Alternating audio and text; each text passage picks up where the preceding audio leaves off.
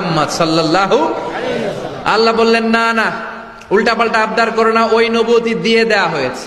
ঈসা বললেন ওকে, আমি পড়েছি ইনজিলের মধ্যে ওই নবীর উম্মতদের এত মর্যাদা, বনি ইসরায়েলের অনেক নবীর চাইতে নাকি উম্মতে মুহাম্মাদের মর্যাদা অনেক বেশি হবে। আল্লাহ শেষ নবী আমাকে বানালেন না ওকে, কিন্তু আমার উম্মতকে ওই উম্মত বানান। আল্লাহ বলেন নো, ওইটাও দেয়া হয়ে গেছে। পাবে কে? বিশ্বনবী পাবে। বিশ্বনবীর উম্মত আমরা হলাম উম্মতে মুহাম্মাদি। আমাদের মধ্য থেকে যারা আলেম হবে, হক্কানি আবেদ হবে, আল্লাহর ওলি হবে, বনি ইসরায়েলের অনেক নবীদের চাইতেও তাদের মর্যাদা বেশি হয়ে যাবে। সুবহানাল্লাহ। এবার উনি চোখের পানি ছেড়ে দিলেন। আল্লাহ দোয়া করলাম আমারে শেষ নবী বানান, বানালেন না। দোয়া করলাম আখিরি উম্মত আমারে দেন, আমারে দিলেন না। এবার আমি দোয়া করি, এই দোয়া কিন্তু ফেলতে পারবেন না। আল্লাহ বললেন করো করো। সাইয়েদনা ঈসা বললেন আল্লাহ তাহলে আপনি আমাকে এই পৃথিবীর মধ্যে ওই নবীর উম্মত করে আরেকবার দুনিয়াতে পাঠানো লাগবে। সুবহানাল্লাহ। কবুল করে নিল কে? পৃথিবীতে একজন নবী এখনো মরে নাই, কি নাম? ঈসা আলাইহিস সালাম। উনি আসবেন ইমাম মাহাদির 7 বছর যখন হবে, তার গভর্নিং 7 বছর চলে যাওয়ার পরে আসবেন। ঈসা আলাইহিস সালাম যখন আসবেন, এসে দাজ্জালকে, অ্যান্টি খ্রাইস্টকে নিজ হাতে হত্যা করবেন। চিল্লায় বলেন ঠিক কিনা? এটা ছিল ঈসা নবীর দোয়া। এবার বিশ্বনবী কোন দোয়া করেছেন জানার দরকার আছে না নাই? বিশ্বনবী বলেন লিকুল্লি নবীন দাওয়াতুন মুস্তাজাবা। প্রত্যেক নবীর জন্য একটা করে দাওয়া মুস্তাজাবা আছে।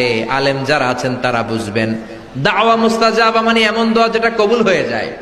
দোয়া করলেই, কথা বলেন, দোয়া করলেই কবুল।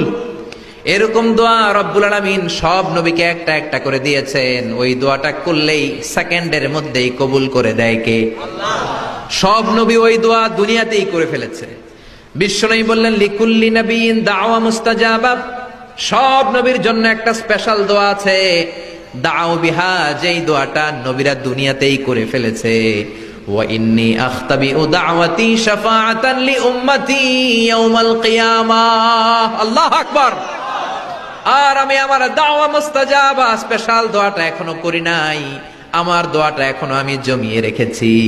কিয়ামতের কঠিন ময়দানে আমার উম্মত যখন বিপদে পড়ে যাবে, আমার উম্মতের জান্নাতে যাওয়ার ব্যাপারে ঝামেলা লেগে যাবে, আল্লাহর অনুমতি ক্রমে শাফাত করে করে আমি আমার উম্মতদেরকে জান্নাতে ঢুকিয়ে দেব। তখন আমি ওই দোয়াটা করব। বিশ্বনবী সিজদায় পড়ে থাকবেন কিয়ামতের ময়দানে। সব নবীরাও বলবে ইয়া নাফসি ইয়া নাফসি। কেউ যখন আল্লাহর কাছে যেতে পারবে না, সবাই মিলে বিশ্বনবীর কাছে যাওয়ার পরে বিশ্বনবী তখনও মাথা তুলবেন না।